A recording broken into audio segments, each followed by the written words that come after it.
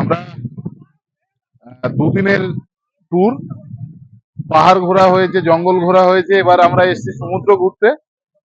দীঘাতে রয়েছি আপাতত। ওল্ড দীঘাতে যাওয়া হয়নি, নিউ দীঘাতেই আমরা সকলে গ্রুপ মিলে এখানে এসেছি।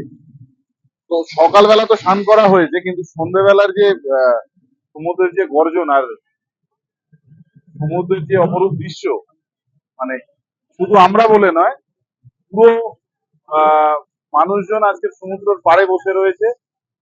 তারা কিন্তু পুরো সমুদ্রটা উপভোগ করার জন্য এই মানে চাঁদ রাতে, মানে ওপরে চাঁদ নিচে সমুদ্র, সেই মুহূর্তে সমুদ্র বসে, সমুদ্রের পাড়ে বসে সমুদ্রটাকে উপভোগ করার মজাটাই আলাদা। প্রচুর মানুষ,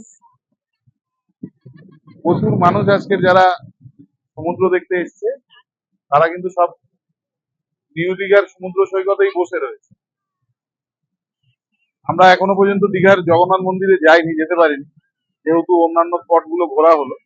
কালকে সকালে জগন্নাথ মন্দিরেরও যাওয়া হবে, সেখানেও কিছু ফটো ভিডিও আপনাদেরকে দেখাবো। তার আগে আপাতত নিউ দীঘার সৈকতে সকলেই আমরা রয়েছি। ফটো ভিডিও, ঘোরাফেরা, খাওয়া দাওয়া সবই চলছে, সঙ্গে থাকুন।